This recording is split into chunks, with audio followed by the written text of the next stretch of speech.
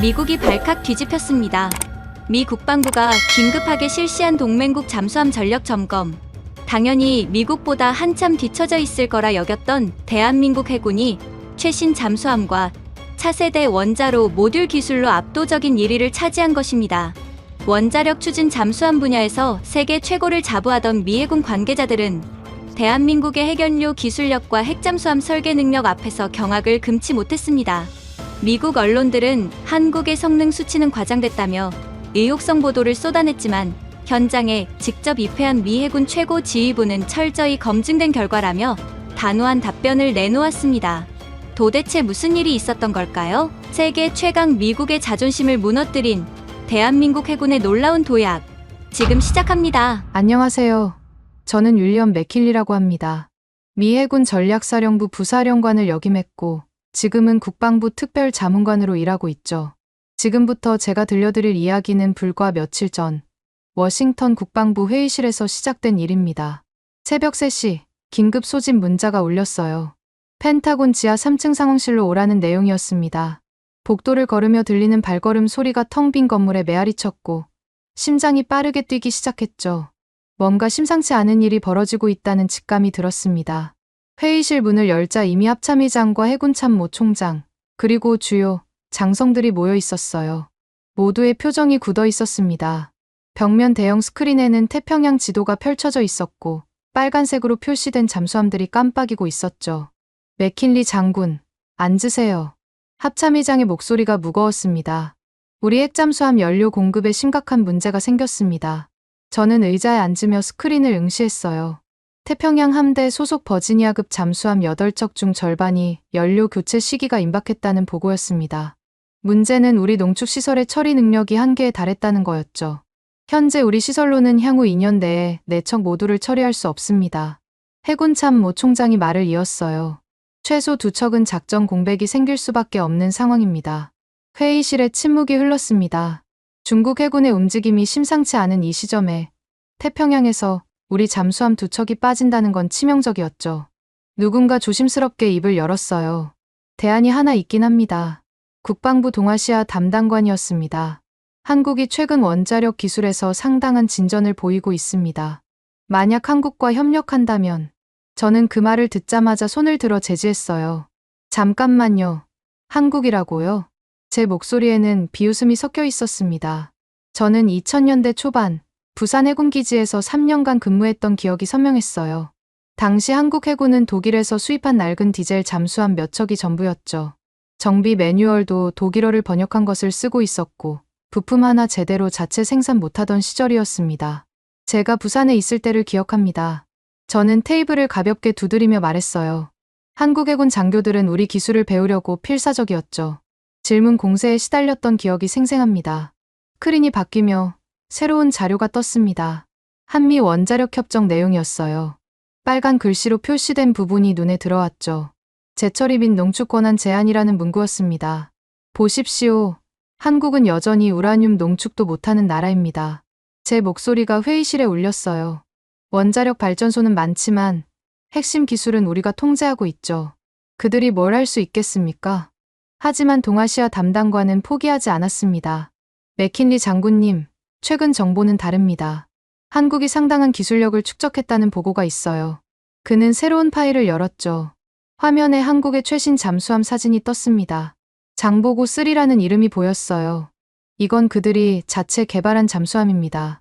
리튬이온 배터리를 탑재했고 자막 능력도 상당하다고 합니다. 저는 코웃음을 쳤어요. 리튬이온 배터리, 그게 핵추진과 무슨 상관입니까? 장난감 수준이죠. 제 단호한 목소리에 몇몇이 고개를 끄덕였습니다. 한국은 영원히 의존국입니다. 저는 일어서며 단언했어요. 그들은 우리 없이는 아무것도 못합니다. 지난 70년간 그래왔고 앞으로도 마찬가지일 겁니다. 합참의장이 저를 바라봤습니다. 그의 눈빛에는 뭔가 다른 생각이 담겨 있었죠. 맥킨리 장군, 당신이 직접 확인해보는 게 어떻겠습니까? 저는 잠시 멈췄어요. 무슨 말씀이신지요? 한국으로 가서 현장을 직접 보고 오세요. 그의 목소리는 명령조였습니다. 당신의 판단이 맞다면 우리는 다른 대안을 찾아야 하니까요. 하지만 만약 상황이 달라졌다면 저는 자신 있게 대답했습니다. 좋습니다. 가서 확인하고 오죠. 하지만 결과는 뻔할 겁니다. 회의가 끝나고 저는 복도를 걸으며 생각했어요. 한국이 변했다고? 불가능한 일이었습니다. 제가 알던 한국은 늘 우리 기술에 의존하며 우리 보호 아래 있던 나라였으니까요. 비서가 다가와 서류를 건넸습니다. 내일 오전 출발입니다. 주한미군 사령부에서 마중 나올 예정이에요. 저는 서류를 받으며 말했죠. 이틀이면 충분할 겁니다. 볼 것도 없을 테니까요. 그날 밤, 저는 오래된 사진첩을 꺼냈어요. 부산 시절 찍은 사진들이었습니다. 한국 해군 장교들과 함께 찍은 사진 속에서 그들은 모두 겸손한 표정으로 서 있었죠. 사진 속 낡은 잠수함을 보며 저는 확신했습니다. 20년이 지났어도 본질은 변하지 않았을 거라고요. 한국은 여전히 우리가 이끌어줘야 하는 나라일 뿐이라고 말이죠. 다음 날 새벽, 저는 앤드루스 공군기지로 향했어요. 한국행 수송기에 오르며 저는 이미 보고서의 결론을 마음속에 정리하고 있었습니다. 한국 해군의 독자 핵잠수함 능력, 불가능이라고 말이죠. 수송기가 이륙하며 워싱턴이 멀어져 갔어요. 창밖으로 보이는 구름 위로 해가 떠오르고 있었습니다. 저는 눈을 감고 잠시 쉬려 했지만 왠지 모를 불안감이 스쳐 지나갔죠. 혹시 제가 모르는 무언가가 있는 건 아닐까? 하지만 그 생각은 금세 떨쳐냈습니다. 한국은 한국일 뿐이니까요. 14시간의 비행 끝에 오산 공군기지에 도착했을 때 제자인 데이빗 윌슨 대령이 마중 나와 있었어요. 스승님, 오랜만입니다. 데이빗의 표정에는 묘한 미소가 있었죠. 한국이 많이 변했다면서? 제가 비꼬듯 물었습니다. 데이빗은 잠시 망설이다 말했어요. 직접 보시는 게 좋을 것 같습니다. 그의 목소리에는 뭔가 숨기는 듯한 느낌이 있었지만 저는 대수롭지 않게 여겼죠. 어차피 결과는 정해져 있었으니까요. 차를 타고 서울로 향하는 길, 창밖 풍경은 확실히 달라져 있었습니다. 고층 빌딩들이 즐비했고 도로는 깨끗했죠. 하지만 저는 속으로 생각했어요. 겉모습이야 바뀔 수 있죠. 하지만 핵심 기술력은 그건 하루아침에 만들어지는 게 아닙니다. 특히 핵잠수함 같은 최첨단 기술은 더더욱 그렇죠. 내일 부산 해군기지부터 시작하시죠. 데이빗이 일정을 설명했습니다. 그 다음 거제도의 조선소, 그리고 그가 잠시 말을 멈췄어요. 특별한 곳도 준비되어 있습니다. 특별한 곳이라. 저는 속으로 웃었습니다. 아마 그들이 자랑하고 싶은 뭔가가 있겠죠. 하지만 제 눈은 속일 수 없을 겁니다. 호텔에 도착해 짐을 풀며 저는 내일 일정을 다시 확인했어요. 부산 해군기지, 바로 제가 20년 전 근무했던 그곳이었습니다. 과연 얼마나 변했을까요? 저는 창밖을 바라봤습니다. 서울의 야경이 화려했지만 그것도 잠시뿐이었죠. 곧 제가 확인하게 될 현실은 분명 다를 거라 확신했습니다. 한국이 핵잠수함을 만든다고? 저는 고개를 저었어요. 불가능한 일입니다. 절대 불가능한 일이죠. 내일이면 모든 게 명확해질 겁니다. 그리고 저는 워싱턴으로 돌아가 보고할 거예요. 한국은 여전히 우리의 도움이 필요한 나라라고 말입니다. 그날 밤, 저는 깊은 잠에 빠졌습니다. 하지만 꿈속에서도 계속 같은 생각이 맴돌았죠. 한국은 영원히 의존국이라는 확신 말입니다. 다음 날 아침, 데이빗이 호텔로 마중 나왔습니다. KTX 부산에 가실 예정입니다. 그의 말에 저는 잠시 의외라는 표정을 지었어요. 기차요. 헬기나 차량은요? 서울에서 부산까지 2시간 반이면 도착합니다. 데이빗의 설명에 저는 코웃음을 쳤죠. 2시간 반. 그게 가능한가요? 미국에서 워싱턴에서 뉴욕까지 아셀라를 타도 3시간이 넘게 걸리는데 거리가 비슷한 서울 부산을 2시간 반이라니요. 과장이 심하다고 생각했습니다. 게다가 우리 아셀라는 늘 지연되기 일수인데 정시 운행이나 제대로 할까 싶었죠. 서울역에 도착했을 때 확실히 역사는 현대적이었어요. 유리와 철골 구조의 세련된 건물이었죠. 에스컬레이터도 모두 작동하고 있었고 전광판에는 열차 시간이 정확히 표시되어 있었습니다. 하지만 저는 속으로 생각했어요. 건물이야 돈만 있으면 지을 수 있는 거니까요. 플랫폼으로 내려가니 흰색과 파란색의 유선형 열차가 서 있었어요. 이게 K입니까? 네, 최신형입니다. KTX 부르죠. 열차에 올라타니 내부는 놀라울 정도로 깔끔했습니다. 좌석도 편안했고 와이파이도 잘 터졌죠. 각 좌석마다 충전 포트가 있었고 테이블도 넓었어요. 미국 암트랙과는 비교가 안 될 정도였습니다. 출발 시간이 되자 정확히 움직이기 시작했어요. 초 단위까지 정확했죠.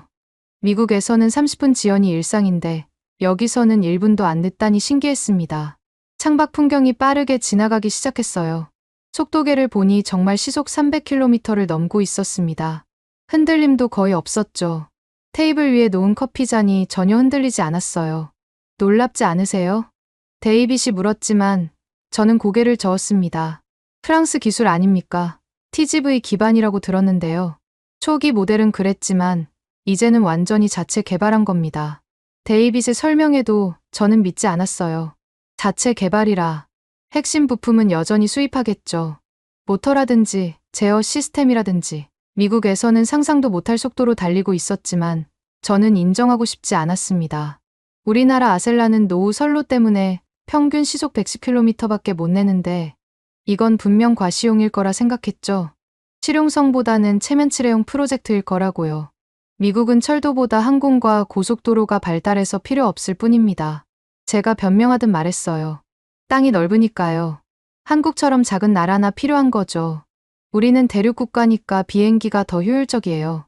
1시간쯤 지났을까요? 대전역을 지나고 있다는 안내방송이 나왔습니다. 벌써 중간 지점이라니 확실히 빨랐어요. 창밖으로 보이는 도시들도 깔끔하게 정비되어 있었죠. 하지만 저는 다른 생각을 했습니다. 빠른 게 다가 아닙니다. 저는 데이빗을 보며 말했어요. 진짜 기술력은 군사 분야에서 나타나죠. 특히 잠수함 같은 첨단 무기 말입니다. 민간 기술과 군사 기술은 완전히 다른 영역이에요. 데이빗은 묘한 미소를 지으며 창밖을 바라봤어요. 곧 직접 보시게 될 겁니다. 그의 표정에는 뭔가 숨기는 듯한 느낌이 있었지만 저는 대수롭지 않게 여겼죠. 2시간 20분 만에 부산역에 도착했습니다. 예고한 시간보다 10분이나 빨랐죠. 미국에서는 기차가 늦는 게 일상인데 여기선 오히려 일찍 도착하다니요. 역무원들도 친절했고 역사도 청결했습니다. 하지만 저는 마음을 바꾸지 않았어요. 기차나 잘 운행하는 것과 핵잠수함을 만드는 건 완전히 다른 차원의 이야기예요. 저는 데이빗에게 다시 한번 강조했습니다. 잠수함 기술은 깊이가 다릅니다. 수십 년의 노하우가 필요하죠. 부산 해군기지로 가는 차 안에서도 저는 계속 생각했어요. KTX가 아무리 빨라도 그건 민간 기술일 뿐이라고 말이죠. 군사 기술, 특히 잠수함 기술은 차원이 다른 문제니까요. 압력 설계, 소음 감소, 무기 체계, 이 모든 게 종합 예술이에요. 기지 정문에 도착했을 때 김상훈 중장이 직접 마중 나와 있었습니다. 맥킨리 장군님, 오랜만입니다. 환영합니다. 악수를 나누며 저는 20년 전과 달라진 게 있나 세심히 살폈어요. 제복은 깔끔했지만 그게 다였죠. 오랜만에 오셨으니 천천히 둘러보시죠. 김 중장의 안내를 받으며 기지 안으로 들어갔습니다. 확실히 건물들은 새로 지어진 게 많았어요. 페인트도 새로 칠해져 있었고 도로도 말끔히 포장되어 있었죠. 하지만 제 눈은 금세 문제점을 찾아냈습니다. 한쪽 구석에 녹슨 크레인이 그대로 있었어요. 20년 전 제가 봤던 바로 그 크레인이었죠. 저건 제가 있을 때도 있었는데 아직도 못 치우셨네요. 김 중장이 머뭇거렸습니다. 저건 이제 거의 사용하지 않습니다만 그래도 20년째 그대로네요. 정비나 교체는 안 하시나요? 제 말에 김 중장은 아무 대답도 하지 못했죠. 정비창으로 들어가자 더 실망스러웠어요. 벽에 걸린 작업 매뉴얼들을 보니 여전히 독일어와 영어를 번역한 흔적이 있었습니다. 어색한 한국어 표현들이 곳곳에 보였죠. 심지어 일부 페이지는 복사를 너무 많이 해서 글자가 흐릿했어요. 아직도 번역 매뉴얼을 쓰시는군요. 제가 한 권을 집어들며 비꼬듯 말했어요. 페이지를 넘기니 수정 테이프와 손글씨, 메모가 가득했습니다. 자체 매뉴얼은 안 만드시나요? 만들고는 있습니다만 시간이 걸리는 작업이라서. 김 중장의 변명이 이어졌어요. 그때 데이빗이 다가왔습니다. 스승님, 이쪽을 보시죠. 그가 안내한 곳은 기지 한쪽 구석의 오래된 건물이었어요. 페인트가 벗겨진 낡은 건물이었죠. 여기가 스승님이 계셨던 연구실입니다. 문을 열고 들어가니 정말 20년 전 그대로였어요. 낡은 컴퓨터, 구식 장비, 바랜 도표까지 모두 그대로였죠. 먼지 냄새까지 그때와 똑같았습니다. 책상 서랍을 열어보니 제가 남긴 메모까지 있었어요. 잠수함 소나 시스템 개선 방안이라는 문서였습니다. 종이는 누렇게 변색되어 있었지만 내용은 그대로였죠. 이것도 아직 보관하고 계셨네요. 물론입니다. 귀중한 자료니까요. 김 중장의 대답에 저는 한숨을 쉬었습니다. 20년이 지났는데도 우리 자료에 의존하고 있다니요. 진짜 발전이 없구나 싶었어요. 보세요. 달라진 건 하나도 없습니다. 제가 데이빗을 보며 단언했어요. KTX 빨라진 것과 군사 기술은 별개의 문제입니다. 민간에서 돈 좀 벌었다고 군사 기술까지 따라올 순 없죠. 부두로 나가니 디젤 잠수함 한 척이 정박해 있었어요. 검은 선체가 햇빛을 받아 반짝이고 있었지만 제 눈에는 초라해 보였죠. 이게 그 유명한 장보고 3입니까? 아닙니다. 부영인 장보고 2입니다. 김 중장이 설명했어요.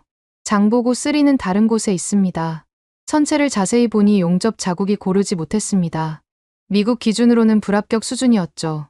일부는 덧대어 용접한 흔적도 보였어요. 용접 상태가 별로네요.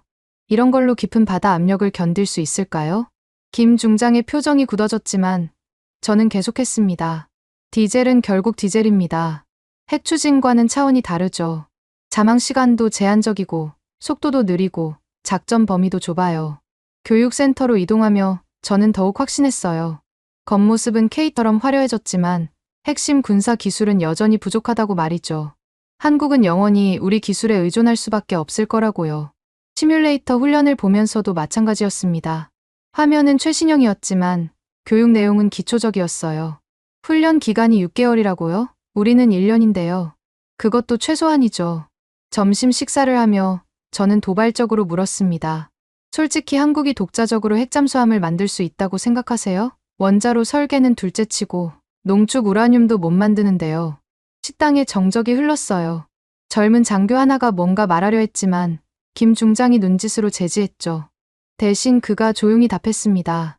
저희도 열심히 노력하고 있습니다. 노력만으로는 안 되죠. 저는 냉소적으로 웃었습니다. 핵 기술은 70년 이상의 축적이 필요합니다. 하루아침에 따라잡을 수 없어요. 식사 후 정비 도크에서 배터리 교체 작업을 봤어요. 확실히 리튬이온 배터리는 최신형이었습니다. 리튬이온 배터리라. 그래봤자 디젤은 디젤이죠. 며칠 자망하다 올라와야 하는 건 마찬가지잖아요. 그때 김 중장이 전화를 받더니 저를 봤습니다. 표정이 뭔가 결의에 찬 듯했어요. 맥킨리 장군님, 이제 다른 곳으로 가시죠. 어디로요? 거제도 조선소입니다. 거기서 더 보실 게 있습니다. 기지를 나서며 뒤돌아봤을 때 녹슨 크레인이 다시 눈에 들어왔어요. 20년째 그대로인 그 크레인처럼 한국의 본질은 변하지 않았다고 확신했죠. 겉만 번지르르하게 포장했을 뿐이라고요. 차에 타자 김 중장이 진지하게 말했습니다. 맥킨리 장군님, 한 가지 말씀드릴게요. 뭔가요? 오늘 보신 건 정말 일부일 뿐입니다. 빙산의 일각이죠. 저는 코웃음을 쳤어요. 일부라. 과연 뭘 더 보여줄 수 있을까요? 숨겨둔 비밀 병기라도 있나요? 김 중장은 의미심장하게 미소 지었습니다. 직접 보시면 압니다. KTX 인정합니다. 확실히 빨라졌어요. 하지만 그건 프랑스 기술을 베낀 거고 민간 분야일 뿐이죠. 군사 기술, 특히 핵잠수함은 완전히 다른 이야기입니다. 한국은 여전히 의존국이에요. 그건 변하지 않는 사실이죠. 아무리 KT가 빠르고 고층 빌딩이 많아도 핵심은 우리가 쥐고 있으니까요. 거제도로 가는 길은 꽤 멀었습니다. 차창 밖으로 남해의 푸른 바다가 펼쳐졌지만 저는 별 감흥이 없었어요. 김 중장이 뭘 보여주든 결과는 뻔할 거라 생각했죠. 아마 조금 큰 디젤 잠수함 정도겠지 싶었습니다. 거제도 조선소에 도착하니 규모는 확실히 컸어요. 거대한 크레인들이 하늘을 찌를 듯 솟아 있었고 곳곳에서 용접 불꽃이 튀고 있었죠. 창선을 만드는 조선 기술은 인정할 만했습니다. 하지만 군함, 특히 잠수함은 완전히 다른 영역이에요. 이쪽입니다. 김 중장이 안내한 곳은 조선소 안쪽의 특별 구역이었습니다. 보안이 삼엄했어요. 여러 번의 신원 확인을 거쳐야 했고 휴대폰도 제출해야 했죠. 거대한 건조 도크에 들어서자 검은 거대한 물체가 눈에 들어왔어요. 길이가 상당했습니다. 제가 알던 한국 잠수함보다 훨씬 컸죠. 이게 뭡니까? 장보고 3 배치 2, 이봉창급입니다. 김 중장의 목소리에 자부심이 묻어났어요. 4,000톤급 디젤 잠수함이죠. 우리가 독자 개발한 겁니다. 4,000톤이라 확실히 컸습니다. 미국의 버지니아급 핵잠수함이 7,800톤이니 디젤치고는 상당한 크기였어요. 하지만 저는 여전히 회의적이었죠. 크기만 키운 건가요? 제가 비꼬듯 물었습니다. 디젤은 결국 한계가 있잖아요. 직접 보시죠. 김 중장이 앞장섰고 우리는 함내로 들어갔습니다. 내부는 놀라울 정도로 깔끔했어요. 통로도 넓었고 장비들도 최신형으로 보였죠. 미국 잠수함과 비교해도 손색이 없을 정도였습니다. 하지만 저는 인정하고 싶지 않았어요. 내부 설계는 누가 했죠? 독일 기술 아닙니까? 아닙니다. 완전히 우리가 설계했습니다. 한국 기술자가 대답했지만 저는 믿지 않았죠. 배터리실로 안내되었을 때 거대한 리튬이온 배터리 모듈들이 줄지어 있었어요. 이게 핵심입니다. 김 중장이 설명을 시작했죠. 기존 납축전지보다 에너지 밀도가 3배 이상 높습니다. 그래봤자 배터리는 배터리죠. 제가 어깨를 으쓱했어요. 충전은 어떻게 하죠? 결국 수면으로 올라와야 하잖아요. 3주간 연속 자망이 가능합니다. 김 중장의 대답에 저는 코웃음 쳤어요. 3주, 핵잠수함은 6개월도 가능한데요. 하지만 실제 작전에서 6개월씩 자망하는 경우는 없지 않습니까? 젊은 장교가 반박했지만 저는 손을 들어 제지했어요. 그건 능력의 문제입니다. 할 수 있는 것과 없는 것의 차이죠. 우리는 지휘 통제실로 이동했습니다. 각종 콘솔과 스크린들이 빼곡히 들어차 있었어요. 확실히 현대적이었지만 저는 다른 부분에 주목했죠. 이 시스템들 모두 국산입니까? 대부분 그렇습니다. 대부분이라 핵심 부품은 수입이겠네요. 김 중장의 표정이 굳어졌지만 저는 계속했어요. 소나 시스템은요? 설마 그것도 독자 개발했다고 하시진 않겠죠? 저희 소나 시스템은 세계적 수준입니다. 기술자가 자신 있게 말했어요.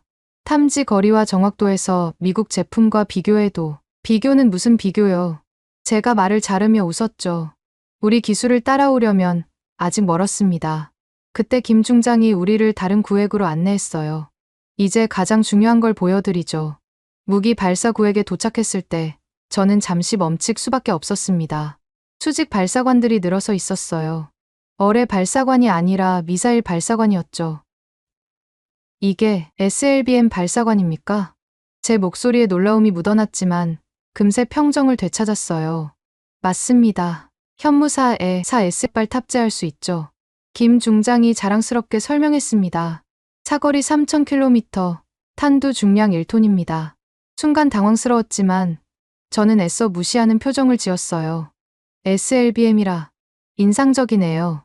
하지만 발사 플랫폼이 디젤이면 의미가 반감되죠. 무슨 말씀이신지요? 핵잠수함은 은밀하게 몇 달씩 잠복할 수 있지만 디젤은 3주가 한계라고 하지 않았습니까? 저는 발사관을 두드리며 말했어요. 아무리 좋은 미사일이 있어도 발사 위치가 들통나면 무용지물이죠. 김 중장이 뭔가 더 설명하려 했지만 저는 듣지 않았어요. 대신 발사관 주변을 둘러보며 흠을 찾기 시작했죠. 용접 부위, 배관 연결부, 전선 정리 상태 등을 꼼꼼히 살폈습니다. 여기 용접이 고르지 못하네요. 제가 한 부분을 가리켰어요. 이런 마감 처리로 깊은 수압을 견딜 수 있을까요? 충분한 테스트를 거쳤습니다. 기술자가 반박했지만 저는 고개를 저었어요. 테스트와 실전은 다릅니다. 어뢰실로 이동하면서도 저는 계속 비판적인 시각을 유지했어요. 어뢰는 뭘 쓰죠? 백상호 중어뢰와 청상호 경어뢰입니다. 독자 개발이라고 하시겠지만 기술 이전 받은 거 아닙니까? 제 질문에 담당자가 답답한 표정을 지었지만 저는 개의치 않았죠. 함교로 올라가니 각종 전자 장비들이 설치되어 있었어요. 잠망경도 최신형 전자식이었고 통신 장비도 현대적이었죠.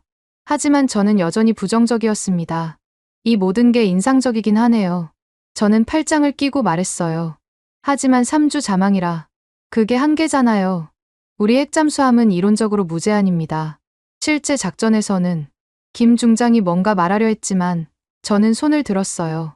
실제고 뭐고 능력의 차이는 분명합니다. 저는 단호하게 말했죠. 3주 자망이라도 결국 한계는 분명합니다. 디젤은 디젤이에요. 잠수함을 나와 도크를 걸으며 저는 확신에 찬 목소리로 말했습니다. 확실히 예전보다 발전했네요. 인정합니다. 하지만 핵심이 빠졌어요. 핵심이요? 원자력 추진이죠. 그게 없으면 진정한 전략 무기가 될 수 없습니다. 김 중장의 표정이 묘하게 변했어요. 뭔가 더 하고 싶은 말이 있는 듯했죠. 잠시 침묵이 흐른 후 그가 입을 열었습니다. 맥킨리 장군님, 사실 보여드릴 게 더 있습니다. 또 뭐가 있죠? 더 큰 디젤 잠수함?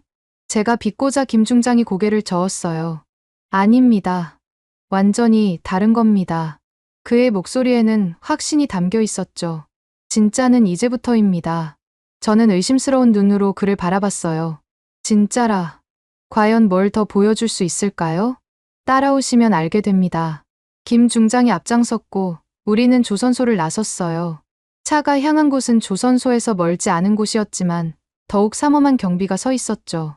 지하로 통하는 입구 앞에서 김 중장이 멈춰 섰습니다.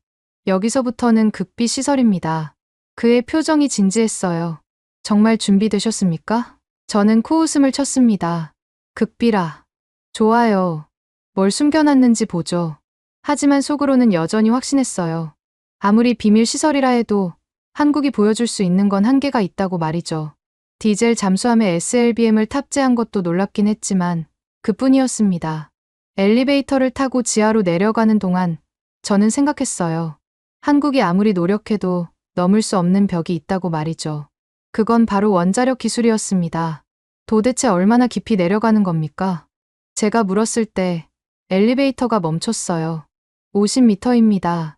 김 중장이 답했죠. 문이 열리자 예상치 못한 광경이 펼쳐졌습니다. 거대한 지하 공간이었어요. 하지만 저는 애써 무덤덤한 표정을 유지했죠. 인상적인 굴이네요. 제가 말했습니다. 그래서 여기서 뭘 하시는 거죠? 김 중장이 미소 지으며 앞장섰어요. 직접 보시죠. 그때까지도 저는 확신했습니다. 한국이 뭘 보여주든 핵잠수함은 불가능하다고요. 그들에겐 기술도, 권한도, 경험도 없으니까요. 하지만 곧 제 확신이 흔들리기 시작할 일이 벌어질 거라곤 그때는 상상도 못했죠. 지하 50m, 문이 열리자 거대한 연구 시설이 나타났습니다. 천장이 높은 공간에 각종 장비들이 즐비했고 곳곳에서 연구원들이 바쁘게 움직이고 있었어요. 벽면에는 거대한 모니터들이 설치되어 있었고 복잡한 데이터들이 실시간으로 표시되고 있었죠. 온도는 서늘했고 공기 중에는 특유의 기계 냄새가 났습니다. 여기가 뭡니까? 제가 물었지만 이미 짐작은 하고 있었어요. 이런 규모의 지하 시설이라면 뭔가 중요한 연구를 하고 있을 테니까요. 한국해군 차세대 추진체계 연구소입니다. 김 중장이 답했어요. 정식 명칭은 없습니다. 그만큼 기밀이죠. 우리는 긴 복도를 걸었습니다. 양쪽으로 실험실들이 늘어서 있었고 방탄유리 너머로 연구원들이 보였어요. 모두 집중해서 일하고 있었죠.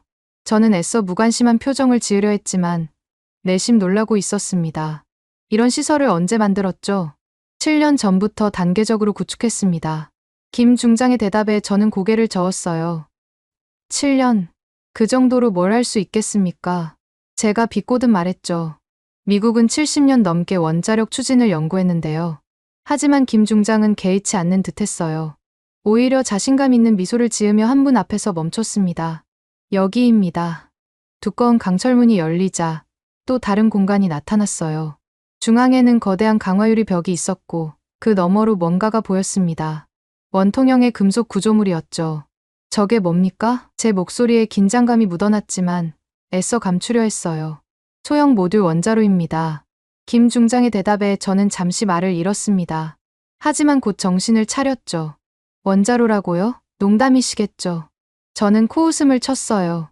한국은 우라늄 농축도 못하는데 어떻게 원자로를. 보시면 압니다. 김 중장이 컨트롤룸으로 안내했어요. 수십 개의 모니터가 벽면을 가득 채우고 있었습니다. 각종 수치들이 실시간으로 변하고 있었고 그래프들이 움직이고 있었죠.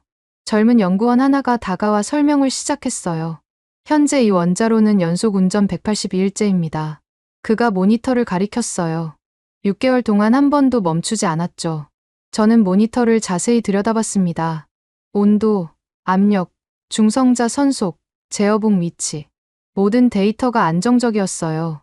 하지만 믿기 어려웠죠. 시뮬레이션 아닙니까? 제가 의심스럽게 물었어요.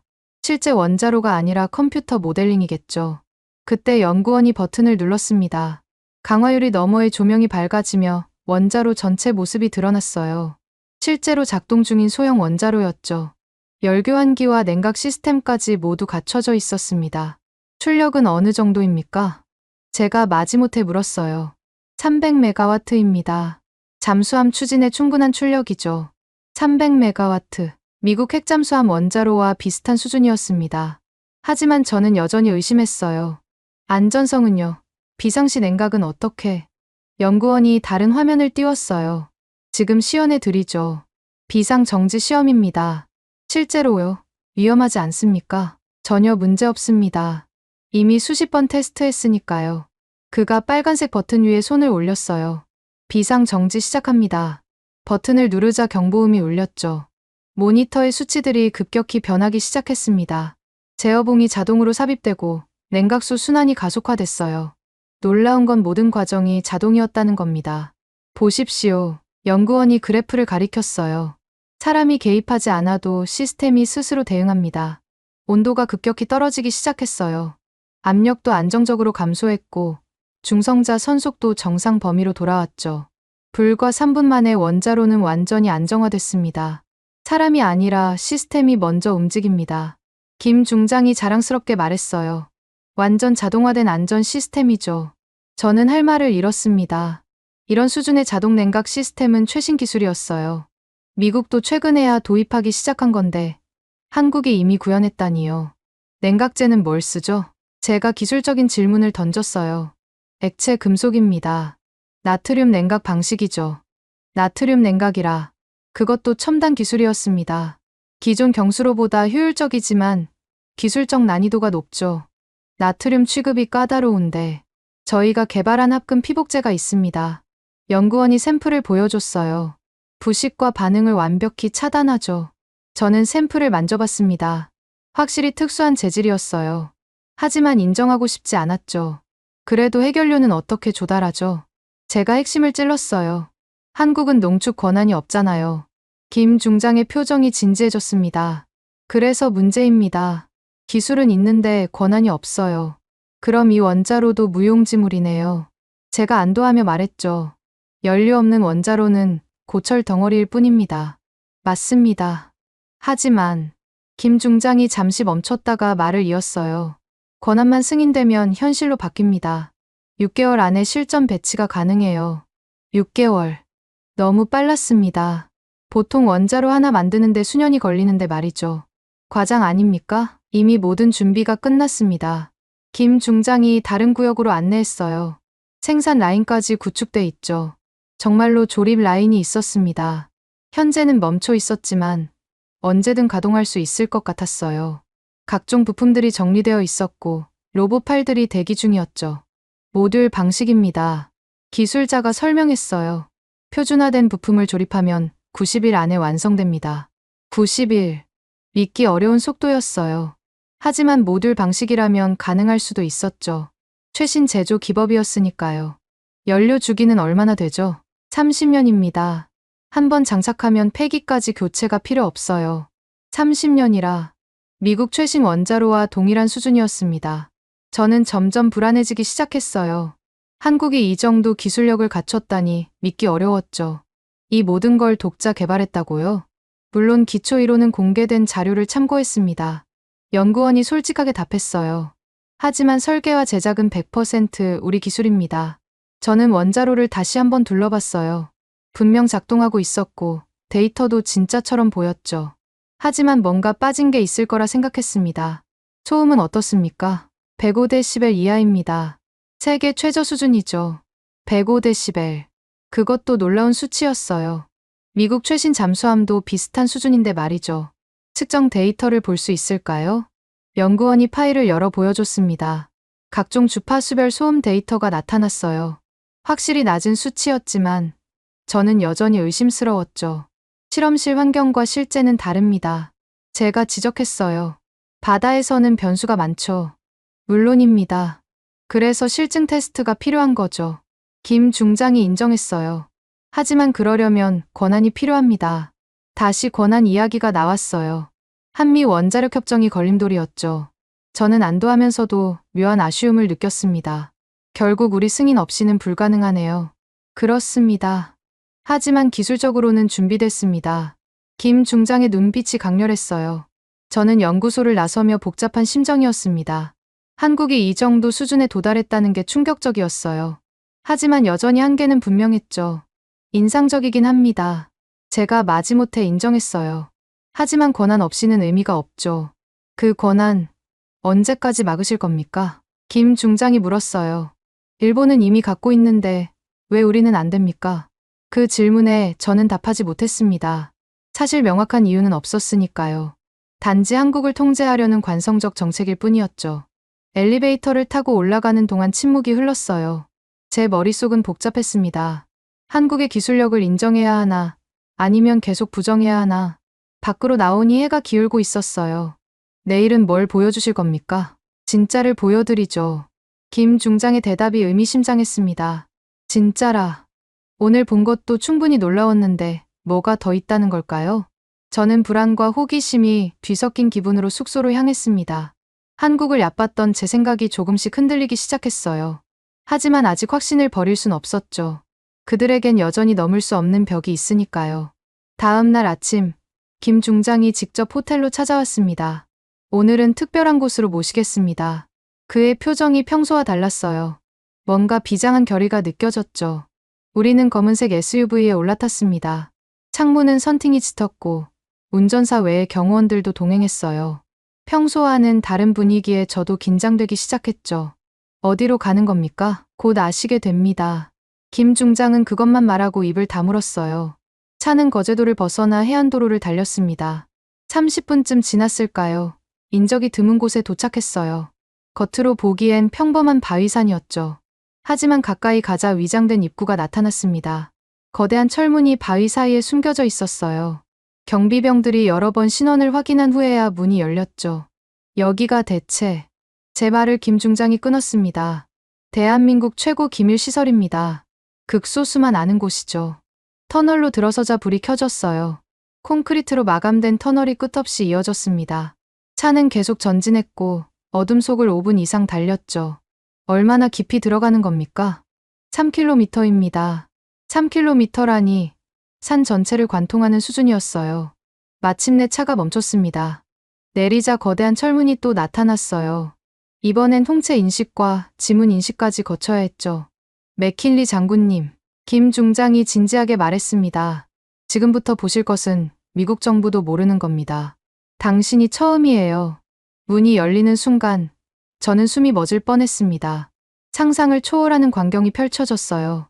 거대한 지하 동굴이었는데 천장 높이가 50m는 돼 보였죠. 그리고 그 중앙에 길이 100m가 넘는 거대한 검은 물체가 있었습니다. 잠수함이었어요. 실제 잠수함이 지하 도크에 떠 있었던 겁니다. 이건 말문이 막혔습니다. 다리에 힘이 풀려 잠시 비틀거렸어요. 데이빗이 제 팔을 잡아주지 않았다면 쓰러질 뻔했죠. KSS-4 한번함입니다. 김 중장이 설명을 시작했어요. 한 명은 아직 미정이지만 내부에서는 안중근함이라 부르죠. 저는 천천히 도크 가장자리로 걸어갔습니다. 가까이서 보니 더욱 압도적이었어요. 선체는 완벽한 유선형이었고 표면은 특수 코팅으로 처리되어 있었죠. 이게 진짜입니까? 제 목소리가 떨렸어요. 모형이 아니라 실제 잠수함이란 말입니까? 95% 완성됐습니다. 김 중장이 자랑스럽게 말했죠. 선체, 추진 시스템, 무기 체계 모두 장착됐어요. 저는 선체를 따라 천천히 걸었습니다. 함교가 우뚝 솟아 있었고 선체 곳곳에 각종 센서와 장비들이 보였어요. 이건 분명 핵잠수함 설계였습니다. 언제부터 건조했죠? 5년 전부터입니다. 극비리에 진행했죠. 5년. 그동안 우리 정보기관은 뭘 한 걸까요? 이런 거대 프로젝트를 전혀 눈치채지 못했다니 말이에요. 어떻게 이런 곳을. 자연 동굴을 확장했습니다. 김 중장이 천장을 가리켰어요. 원래 있던 해저 동굴을 이용한 거죠.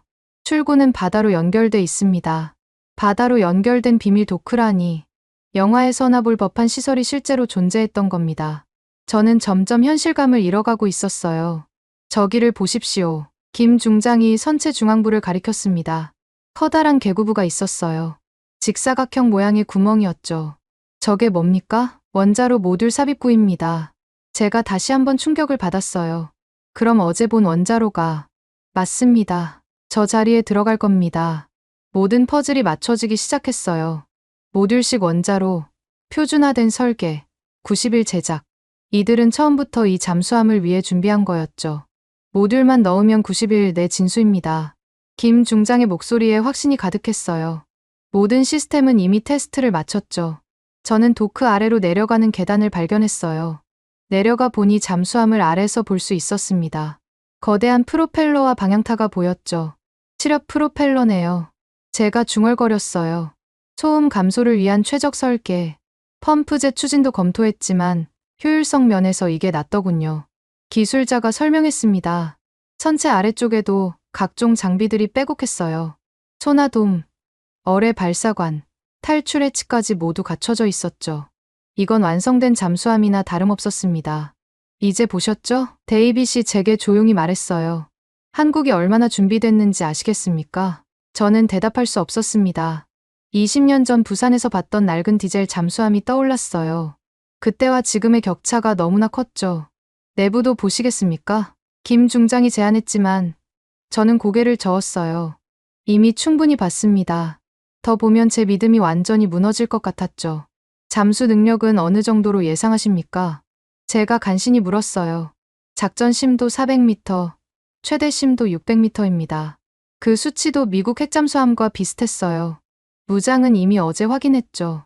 SLBM 6발과 어뢰 30발. 하지만 여전히 문제가 있잖아요. 저는 마지막 저항을 시도했습니다. 원자로 연료 말입니다. 농축 우라늄 없이는. 그래서 답답합니다. 김 중장이 한숨을 쉬었어요. 기술은 있는데 권한이 없어요. 일본은 되는데 왜 우리는 안 됩니까? 그 질문이 계속 저를 괴롭혔어요. 실제로 일본은 재처리와 농축 권한을 갖고 있었죠. 같은 동맹국인데 왜 차별하는 걸까요? 데이터를 보고 싶습니다. 제가 말했어요. 설계 도면, 성능 테스트 결과, 모든 자료를 보고 싶어요. 준비되어 있습니다. 김 중장이 브리핑룸으로 안내했어요. 방에 들어서자 벽면 가득 도면과 차트가 걸려 있었습니다. 테이블 위에는 두꺼운 보고서들이 쌓여 있었죠. 모든 자료가 영어로도 번역되어 있었어요. 저는 의자에 앉아 보고서를 펼쳤습니다. 첫 페이지부터 충격적인 내용이었어요. 자체 개발한 고장력 특수강, 독자 설계한 원자로, 세계 최고 수준의 정숙성. 이 모든 걸 숨기고 있었던 겁니까? 숨긴 게 아닙니다. 김 중장이 정색했어요. 때를 기다렸을 뿐이죠. 저는 계속 자료를 넘겼습니다. 볼수록 놀라웠어요. 이론적으로도 실무적으로도 완벽에 가까웠죠. 건조 비용은 얼마나 됩니까? 척당 3조 원입니다. 3조, 꽤 비싸네요. 미국 버지니아급의 절반 가격입니다. 절반 가격에 비슷한 성능이라 경제성까지 갖췄다는 얘기였어요. 이건 정말 위협적인 수준이었죠. 도크를 나서며 저는 깊은 생각에 잠겼습니다. 햇빛이 눈부셨어요. 지하의 거대한 잠수함이 현실인지 꿈인지 헷갈렸죠. 이제 어떻게 하실 겁니까? 김 중장이 물었어요. 워싱턴에 뭐라고 보고하시겠습니까? 저는 대답할 수 없었습니다. 한국을 무시하던 제 편견이 완전히 무너졌어요. 그들은 이미 준비가 끝났고 오직 우리 승인만 기다리고 있었죠.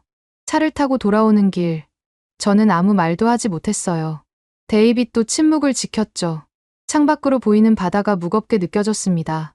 숙소에 도착했을 때 김 중장이 마지막으로 말했어요. 내일 서울에서 브리핑이 있습니다. 합참의장님이 직접 설명하실 겁니다. 합참의장까지 나선다. 이건 한국 정부 차원의 메시지였어요. 더 이상 숨기지 않고 미국에 보여주겠다는 의지였죠. 그날 밤, 저는 잠을 이룰 수 없었어요. 지하 도크의 거대한 잠수함이 계속 눈앞에 아른거렸습니다. 95% 완성된 핵잠수함. 한국은 더 이상 20년 전의 그 나라가 아니었어요. 그들은 조용히, 그러나 확실하게 준비해왔던 겁니다. 이제 공은 우리에게 넘어왔죠. 다음 날 아침, 서울로 올라가는 KTX 안에서 저는 계속 어제 본 광경을 떠올렸습니다. 지하 도크의 거대한 잠수함이 자꾸 눈앞에 아른거렸어요. 데이빗은 제 옆에서 조용히 자료를 검토하고 있었죠. 창밖으로 스쳐 지나가는 풍경이 흐릿하게만 보였습니다. 국방부 건물에 도착했을 때 평소와 다른 분위기가 느껴졌어요. 경비가 삼엄했고 곳곳에 고위 장교들이 보였죠. 뭔가 중요한 일이 벌어지고 있다는 느낌이었습니다. 맥킨리 장군님, 어서 오십시오. 합참의장이 직접 로비까지 나와 저를 맞았어요. 이례적인 일이었죠. 보통은 부관이나 참모가 안내하는데 말입니다. 회의실로 들어가니 이미 여러 명이 모여 있었습니다. 해군 참모 총장, 국방부 차관, 그리고 청와대 안보실 관계자까지 있었어요. 한국 정부의 핵심 인사들이 총출동한 셈이었죠. 앉으십시오. 합참의장이 권하자 저는 지정된 자리에 앉았어요. 정면 대형 스크린에 한반도 지도가 떠 있었습니다. 맥킨리 장군님, 어제까지 보신 것들이 어떠셨습니까? 합참의장의 질문에 저는 잠시 말을 고르다가 답했어요. 솔직히 충격적이었습니다. 이제 전략적 차원의 이야기를 하려고 합니다. 그가 리모컨을 들었어요. 화면이 바뀌며 동북아시아 전체 지도가 나타났죠. 먼저 질문 하나 드리죠. 합참의장이 저를 똑바로 바라봤습니다. 일본의 상자위대의 잠수함 전력을 어떻게 평가하십니까? 갑작스러운 질문에 저는 잠시 당황했어요. 일본은 우수한 디젤 잠수함을 보유하고 있죠. 소류급과 타이게이급은 세계 최고 수준입니다. 맞습니다. 그리고 일본은 우라늄 농축과 재처리 권한도 갖고 있죠. 합참의장의 목소리가 날카로워졌어요. 언제든 핵잠수함을 만들 수 있는 능력이 있다는 뜻입니다. 저는 불편한 진실을 인정할 수밖에 없었어요. 그렇습니다. 일본은 1988년 미일 원자력 협정 개정으로 그 권한을 얻었죠. 화면이 다시 바뀌었습니다. 한국과 일본의 원자력 시설 현황이 비교되어 나타났어요. 숫자상으로 한국이 일본과 대등하거나 오히려 앞서 있었죠. 한국은 원전 26기를 운영 중입니다. 차관이 설명을 이어받았어요. 일본보다 많죠. 기술력도 이미 세계 최고 수준입니다. 그런데 왜 우리만 차별받아야 합니까? 그 질문에 저는 답하기 어려웠어요. 사실 논리적인 이유는 없었으니까요. 단지 미국의 오랜 정책 관성일 뿐이었죠. 일본은 플루토늄 46톤을 보유하고 있습니다. 안보실 관계자가 충격적인 숫자를 제시했어요. 핵무기 6,000개를 만들 수 있는 양이죠. 그런데 왜 한국은 안 됩니까? 저는 할 말을 잃었습니다. 객관적으로 봐도 형평성에 어긋나는 일이었어요. 같은 동맹국인데 왜 한국만 제한을 받는지 설명할 수 없었죠. 우리는 요구합니다. 합참의장이 단호하게 말했어요. 일본과 동등한 권한을 달라고요. 더도 말고 덜도 말고 똑같이만 해달라는 겁니다. 화면이 또 바뀌었습니다. 이번엔 중국 해군의 잠수함 전력이 나타났어요. 핵잠수함만 12척, 그리고 계속 늘어나고 있었죠. 중국의 위협은 날로 커지고 있습니다. 해군 참모 총장이 설명했어요. 우리 혼자 힘으로는 한계가 있죠. 하지만 미국과 함께라면 다릅니다. 그때 합참의장이 일어나 벽에 걸린 대형 지도 앞으로 갔습니다. 태평양 전체가 그려진 지도였어요. 그가 레이저 포인터를 들었죠. 우리의 제안입니다. 그가 지도를 가리켰어요. 한미 공동 운용 체제를 구축하자는 거죠. 지도 위에 작전 구역이 표시되기 시작했습니다. 동해와 남중국해 일부는 파란색, 서태평양은 빨간색으로 구분됐어요. 동해와 남중국해 북부는 한국이 담당합니다. 그리고 서태평양과 남중국해 남부는 미국이 담당하죠. 그의 설명이 이어졌어요. 역할을 분담하면 훨씬 효율적입니다. 저는 지도를 자세히 들여다봤습니다. 전략적으로 타당한 구분이었어요. 한국은 중국과 가까운 해역을, 미국은 광활한 대양을 담당하는 거였죠.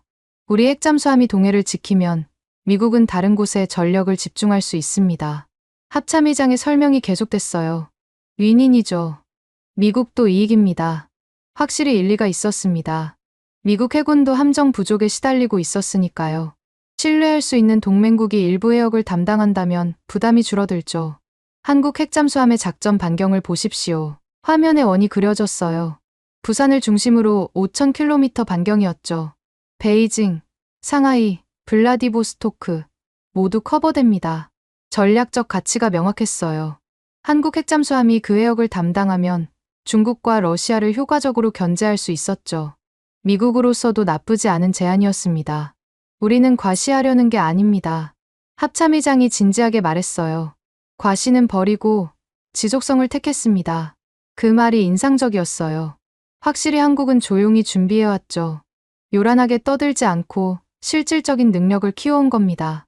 연간 몇 척을 건조할 계획입니까? 제가 물었어요. 초기 5년간 5척입니다. 이후 상황을 봐서 추가하겠죠. 5척. 적지 않은 숫자였어요. 그 정도면 동해와 남중국해 북부를 충분히 커버할 수 있었죠. 운용 요원 훈련은요? 이미 시뮬레이터로 3년째 훈련 중입니다. 해군 참모 총장이 답했어요. 핵심 요원 200명이 준비됐죠. 3년 전부터 훈련이라니 그들은 정말 치밀하게 준비했던 겁니다. 저는 점점 한국의 진정성을 느끼고 있었어요. 정비 시설은요? 부산과 제주에 전용 시설을 건설 중입니다. 안전 규정은 IAEA 기준보다 엄격한 자체 규정을 만들었습니다. 모든 질문에 그들은 준비된 답을 내놨어요. 허점을 찾기 어려웠죠. 오히려 미국보다 더 체계적인 부분도 있었습니다. 한 가지 더 보여드릴 게 있습니다. 합참의장이 새로운 문서를 스크린에 띄웠어요. 한미 핵잠수함 공동운용 협정 초안입니다. 문서를 읽어보니 상당히 구체적이었어요. 정보 공유, 합동훈련, 긴급시 상호 지원, 정비시설 공동 사용 등이 명시되어 있었죠. 미국에도 유리한 조항들이 많았습니다. 우리는 독자 행동을 하려는 게 아닙니다. 합참의장이 강조했어요. 미국과 함께 가려는 겁니다. 진정한 동맹으로서 말이죠. 그때 차관이 태블릿을 들어 보였어요. 이건 일본 언론 기사입니다.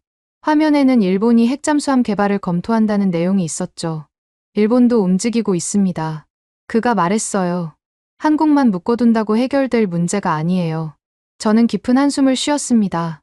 동북아 정세가 빠르게 변하고 있었어요. 한국을 계속 묶어둘 명분이 없었죠. 협력의 구체적인 방안이 있습니까? 제가 물었어요. 기술 교류나 공동 개발 같은. 물론입니다. 합참의장이 또 다른 문서를 보여줬어요. 소음 감소 기술, 특수 코팅, 배터리 기술 등을 공유할 수 있습니다.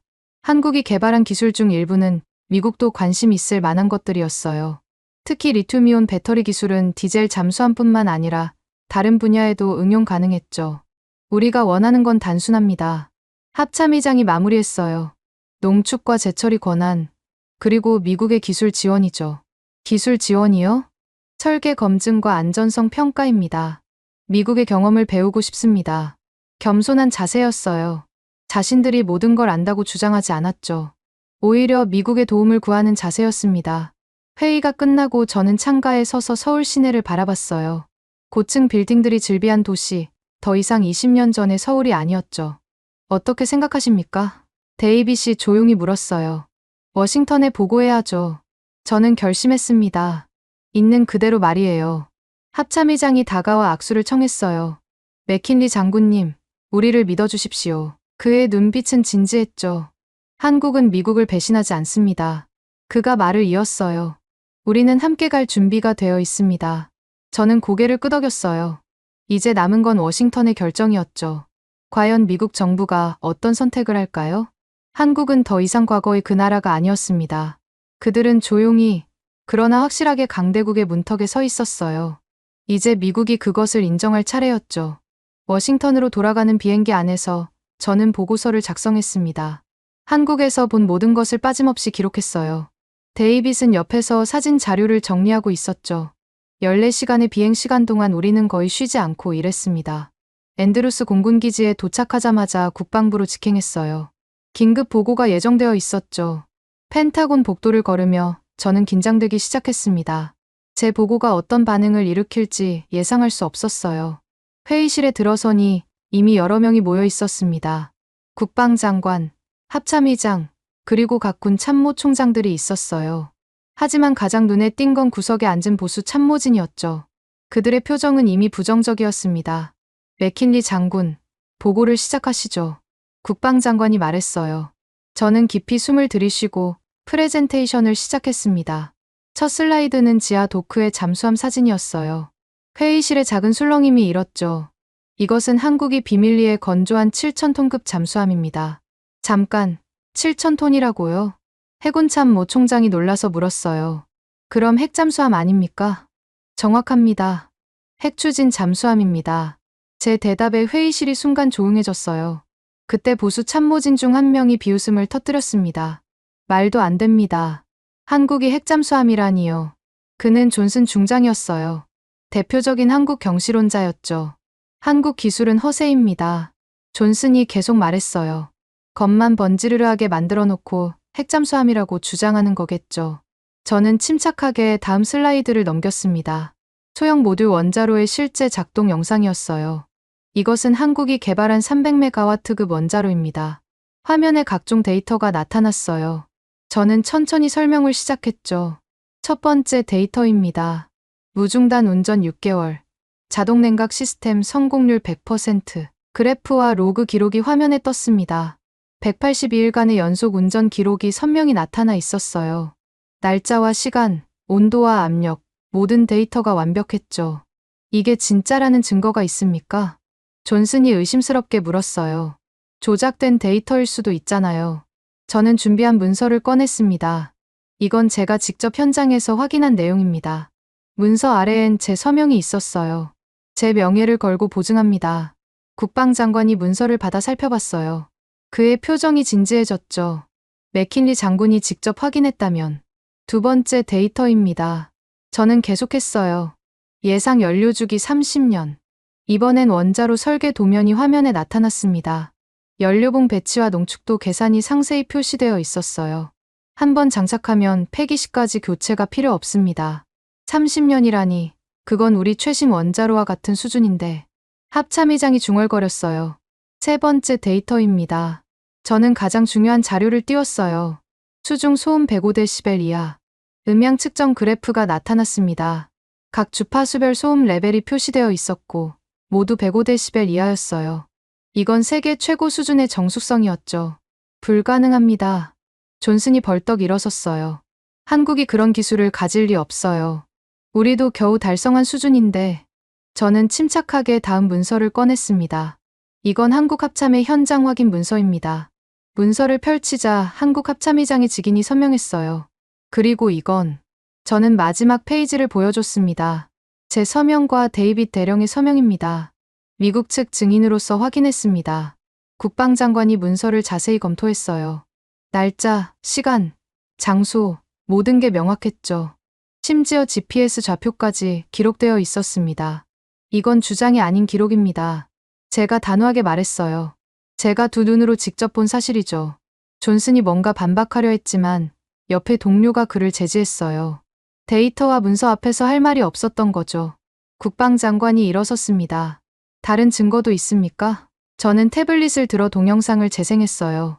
지하 도크의 잠수함을 360도로 촬영한 영상이었죠. 이건 제가 직접 촬영한 겁니다.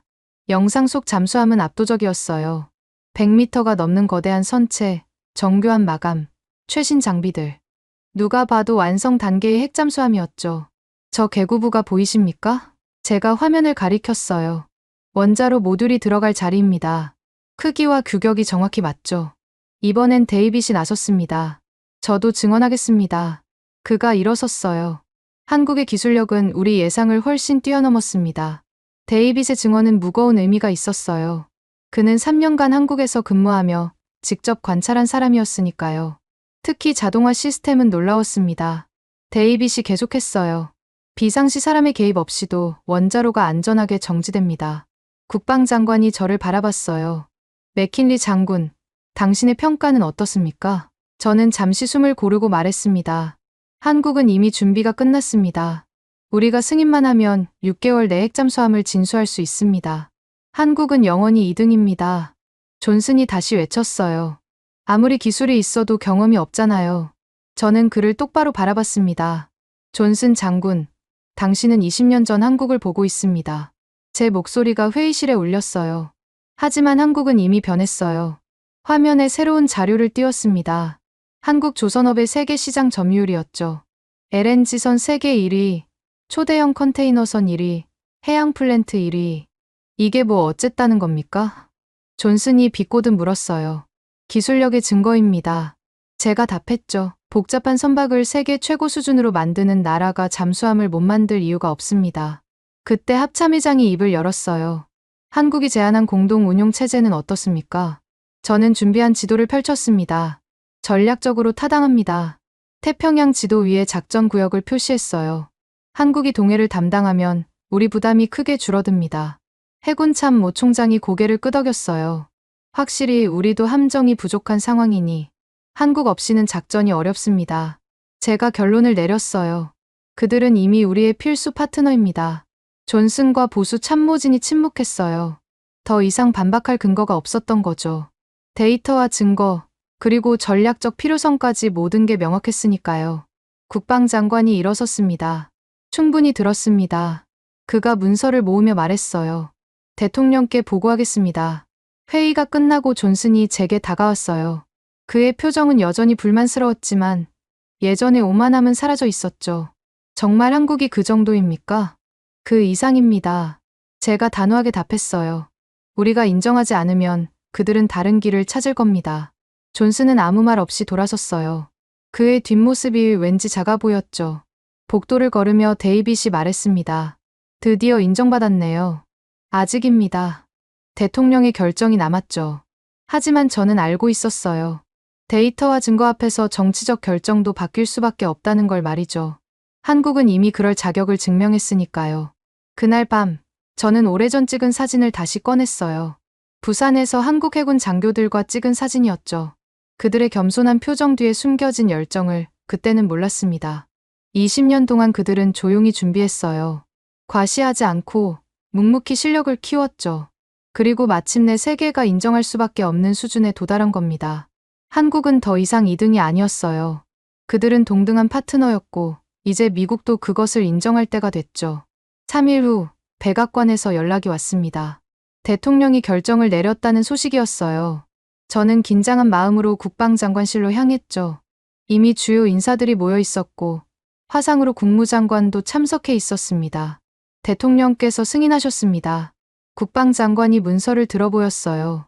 한미 원자력 협정 개정, 조건부 승인입니다.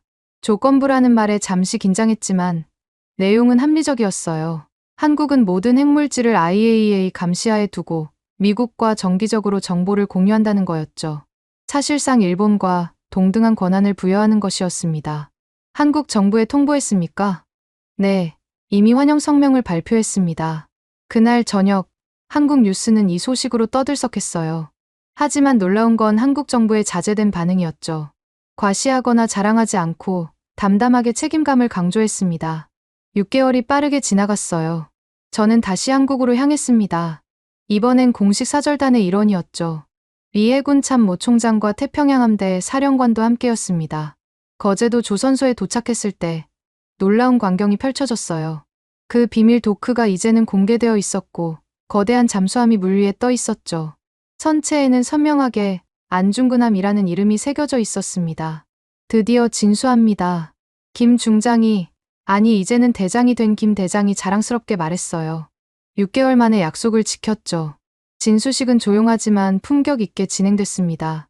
대통령도 참석했지만 긴 연설 대신 짧고 강한 메시지만 전했어요. 힘은 과시하는 게 아니라 지키는 것입니다.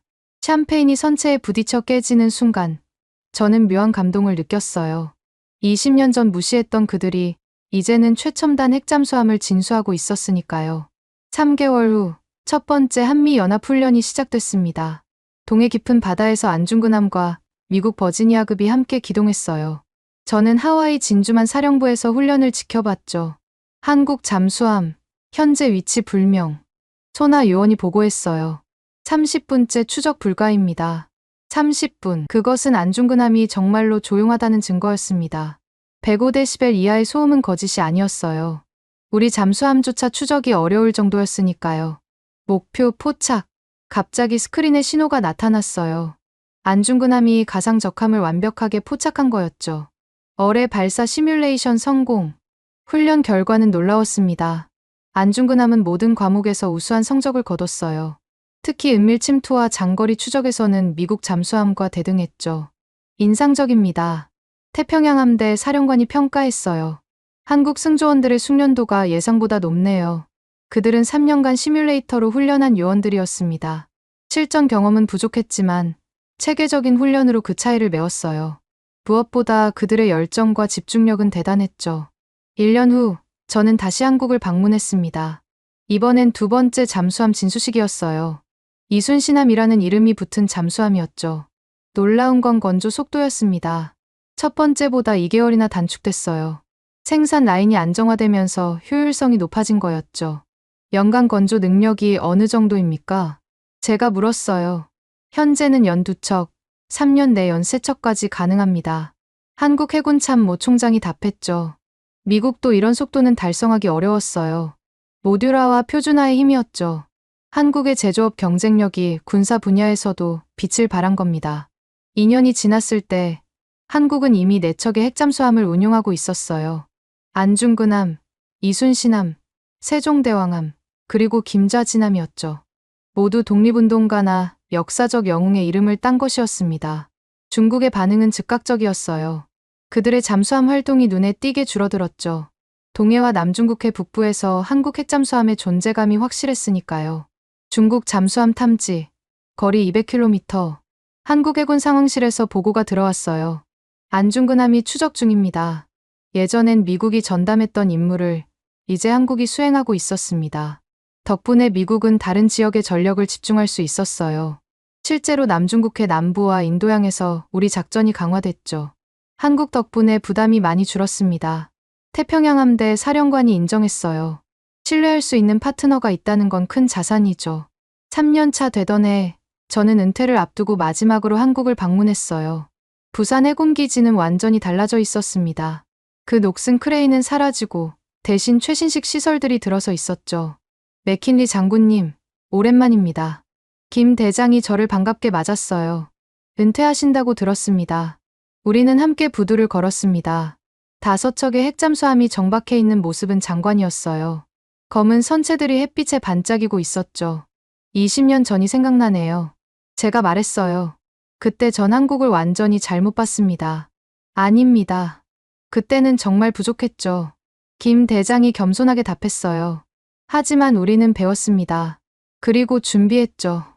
그의 말에서 한국의 철학이 느껴졌어요. 겸손하지만 준비된 강자. 과시하지 않지만 실력으로 증명하는 나라. 이제 한국 없이는 작전이 멈춥니다. 제가 진심으로 말했어요. 당신들은 진정한 파트너입니다. 은퇴식 날, 놀랍게도 한국 해군 참모 총장이 참석했어요. 그는 제게 특별한 선물을 전했죠. 한국 해군명예 제독 계급장이었습니다. 맥킨리 장군님은 한국 해군의 은인입니다. 그가 말했어요. 편견을 깨고 진실을 봐주셨으니까요. 저는 그 계급장을 받으며 깊은 감동을 느꼈습니다. 20년 전 오만했던 제 자신이 부끄러웠어요. 하지만 결국 진실을 인정할 수 있어서 다행이었죠. 은퇴 후 저는 회고록을 쓰기 시작했어요. 제목은 조용한 강자, 한국으로 정했죠. 첫 문장은 이렇게 시작했습니다. 나는 20년 동안 한국을 잘못 봤다. 그들을 영원한 2등이라 여겼다.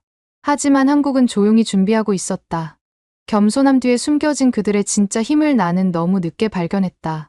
지금 태평양 어딘가에서 한국 핵잠수함들이 조용히 임무를 수행하고 있을 겁니다. 소음도 없이, 과시도 없이, 그저 묵묵히 바다를 지키면서 말이죠. 일본이 최근 핵잠수함 개발을 공식화했어요. 호주도 미국의 지원을 받아 핵잠수함을 도입하기로 했죠. 하지만 한국은 이미 5척을 운용하며 실전 경험을 쌓고 있습니다. First Mover의 이 점을 한국이 가져간 거예요. 조용히, 그러나 확실하게 말이죠. 마지막으로 데이빗에게서 연락이 왔습니다. 그는 이제 주한미군 사령부 작전 참모가 되어 있었어요. 스승님, 한국이 10번째 핵잠수함 건조를 시작했답니다. 10척. 불과 5년 만에 그들은 세계 6위 핵잠수함 보유국이 될 예정이었어요. 프랑스와 비슷한 규모였죠. 저는 창밖을 바라보며 생각했습니다. 한국은 정말 놀라운 나라라고. 그들은 불평하지 않고 준비했어요. 과시하지 않고 실력을 키웠죠. 그리고 결국 세계가 인정할 수밖에 없는 위치에 올라섰습니다. 겸손하지만 준비된 강자, 대한민국. 그것이 제가 깨달은 한국의 진짜 모습이었습니다. 더 이상 한국을 무시하는 사람은 없을 겁니다. 그들은 이미 증명했으니까요. 조용한 강자의 진짜 힘을 말이죠. 대한민국이 잘하고 있다고 생각하신다면 한국 최고, 대한민국이 아직 멀었다고 생각하신다면 한국 힘내라. 여러분의 생각을 댓글로 남겨주세요. 지금까지 감동을 더하다였습니다.